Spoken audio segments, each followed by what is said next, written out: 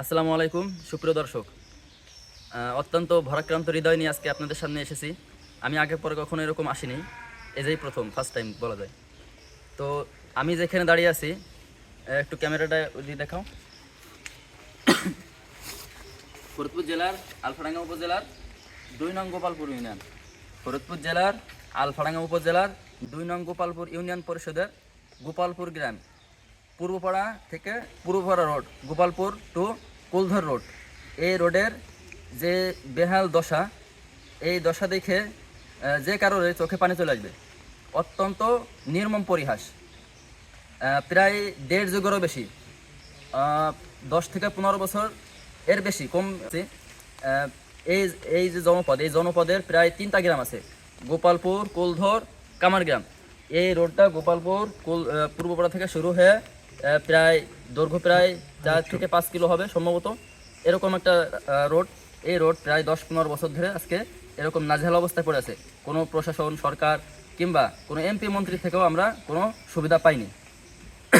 এমন অবস্থায় অনেকে অনেক কথা বলছে আমাদের, আমরা আসবো আসবো বলে। এর আগেও অনেকবার প্রতিবেদন হয়েছে, লেখালেখি হয়েছে, কিন্তু আমরা কোনো ফল পাইনি। আমি উপায়ন্ত না পেয়ে গোপালপুর ইউনিয়নের সুযোগ্য চেয়ারম্যান খান সাইফুল ইসলামকে আমি বললাম যে এই রোডের ব্যাপারে আপনি কি বলেন। তো তিনি বললেন যে আমরা অনেক চেষ্টা পরিশ্রম করছি। এমনকি আমাদের যে সাবেক এমপি মঞ্জুর হোসেন বুলবুল, তিনারাও এখানে নিয়ে আসছিলেন। তো তিনি বলছিলেন যে আমরা এখানে যেখানে ভাঙ্গা ভাঙ্গা আছে, এখানে আমরা কিছু খোয়া বা সড়কি এগুলো দিয়ে দিই, কিন্তু এগুলো দিলে পরবর্তীতে দেখা যাচ্ছে আরও খারাপ অবস্থা হবে। এই রোডের এমন অবস্থা, এমন এমন জায়গা আছে হাঁটু সমান আর কি গর্ত, 4 থেকে 5 ফিট গর্ত, এমন এমন জায়গা আছে রাস্তাই নেই। এই যে আপনার ইট, তারপরে রড, এইগুলো উঠে গেছে, এইগুলো নাই। এমন অবস্থা যে এই জনপদের মানুষ দুর্বিসহ তাদের জীবনযাপন তারা অতিবাহিত করছে। আমাদের যে বলছিলাম যে এই রোড কাদের আয়ত্তে আছে, তো চেয়ারম্যান সাহেব বলেন যে এটা পানি উন্নয়ন বোর্ড করছিল। তো পানি উন্নয়ন বোর্ড ফরিদপুর মিথুন স্যারের সাথে এমন কথা হয়েছে, প্রকৌশলী। তো তিনি বললেন যে আমরা শুধু রোডই করি, আমরা এই বেড়িবাঁধ বা বন্যায় প্লাবিত হওয়া যে রোড বা নদীতে ভেঙে যায় এমন রোড, এইগুলো আমরা করে থাকি। আমরা কার্পেটিং বা রোড করি, এইগুলো আমরা করি না। তো আমাদের আলফাডাঙ্গা উপজেলার প্রকৌশলী রাহাত স্যারের সাথে যোগাযোগ করতে যাওয়া আমরা ব্যর্থ হই, তার ফোন অফ পাই। এই ব্যাপারে তার কাছ থেকে কোনো মতামত আমরা পাইনি, তবে ইনশাল্লাহ খুব দ্রুত তার সাথে যোগাযোগ করব। তো এমত অবস্থায় আমরা আলফাডাঙ্গা উপজেলার প্রশাসন সহ ঊর্ধ্বতন কর্মকর্তা যারা আছে তাদের দৃষ্টি আকর্ষণ করছি, আপনারা এই বিষয়টা খতিয়ে দেখবেন। অত্যন্ত নির্মম পরিহাস এই এলাকার মানুষ জীবনযাপন করছে, খুবই দুর্বিষহ সময় পার করছে তারা। আপনারা এটা সবই নয়, আপনাদের কাছে অনুরোধ থাকবে আপনারা যথাযথভাবে এটা দেখবেন। এবং আমাদের জনপ্রতিনিধি যারা আছেন, দেখা যাচ্ছে ইলেকশনের সময় আমরা কত কিছু করি, কত আশ্বাস দিই আমরা যে আমরা এটা করব ওটা করব, কিন্তু ইলেকশন চলে গেলে আমাদের আর কোনো খোঁজ খবর থাকে না। যারা জনপ্রতিনিধি যারা আছেন তাদের কাছেও আমাদের উদাত্ত আহ্বান থাকবে, আপনারাও এখানে আসবেন, দেখবেন যে এটার কি অবস্থা। এখানে 2-3টা গ্রাম বসবাস করে, গোপালপুর, কুলধর এবং কামার গ্রামের কিছু অংশ মানুষ এখানে বসবাস করে। এই রোডটা গোপালপুর থেকে সরাসরি কাশিয়ানি গেছে।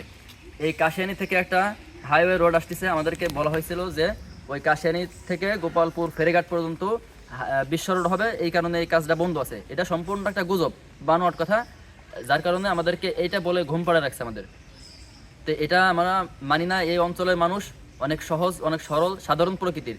তারা তাদের অধিকার কীভাবে আদায় করতে হবে তারা জানে না, এই জন্য তারা হয়তো চুপচাপ করে তারা রয়েছে, কোনো কিছু বলতেছে না। কিন্তু আমরা এটার প্রতিকার চাই। আমরা চুপ করে বসে থাকবো না, কারণ যে এখানে এই সমাজে আমরা বাস করি, এই রাষ্ট্রে আমরা বাস করি, আমরা কর, খাজনা, ট্যাক্স আমরা পরিশোধ করি। এটা আমাদের অধিকার, ন্যায্য অধিকার। আমাদের অধিকার আমরা ফিরে পেতে চাই। এজন্য প্রশাসনের কাছে বিনীত অনুরোধ থাকবে, আপনারা এই জিনিসটি, এই দশাটি থেকে আমরা কীভাবে মুক্তি পাই সেই ব্যাপারে আপনারা একটু বিনীতভাবে আপনারা দেখবেন। আসসালামু আলাইকুম প্রিয় আলফাডাঙ্গাবাসী, বিশেষ করে আমি এখন রয়েছি গোপালপুর ইউনিয়ন গোপালপুর গ্রামে। আমি আপনারা দেখতেছেন যে রোডটা কোন দিক দিয়ে কত বন্ধু ভাই রোডটা? 3 থেকে 4 কিলো দীর্ঘ। অনেকখানি কি রোড এখানকার ঘনবসতি আমরা দেখতেছি। এই জায়গায় কিন্তু কোনো ভ্যান গাড়ি বা কোনো মাইক্রো এগুলো নিয়ে আসা সম্ভব নয়। তবে আমরা এই ভাইয়ের কাছ থেকে জানতে পেরেছি যে এই দুর্ভোগের কারণে অনেক মানুষের ভোগান্তির শিকার হয়। বিভিন্ন সময় ভ্যান গাড়ি এবং গাড়িগুড়ি আসলে অনেক সময় রোডের খাদের নিচে চলে যায়। তবে তারা অনেক চেষ্টা করেছে এবং এখানকার যে চেয়ারম্যান আছে সাইফুল চেয়ারম্যান, তিনি বলেছেন যে তারাও অনেক শত চেষ্টা করার পরেও এই রোডের এখনও কোনো কাজ হয়নি। প্রায় 15-16 বছর হয়েছে এই রোডের বয়স। তবে অনেক মজবুত করেই করা ছিল, অনেক দিন বয়স হয়েছে, এর কারণেই এই রোডের সমস্যা দেখা দিয়েছে আর কি। তবে আমি উপজেলা নির্বাহী অফিসার এবং যারা এই সমাজের কাজ করে, উন্নয়নমূলক যে কাজ যারা করে, তাদেরকে অনুরোধ করব যে আপনারা অতি দ্রুত এখানে আসবেন এবং এই রোডের কাজটা কিভাবে করা যায় সেই বিষয়ে আপনারা এলাকার বাসীর সাথে একটু আলোচনা করবেন। এই আর কি। ধন্যবাদ, ভালো থাকবেন, আল্লাহ হাফিজ।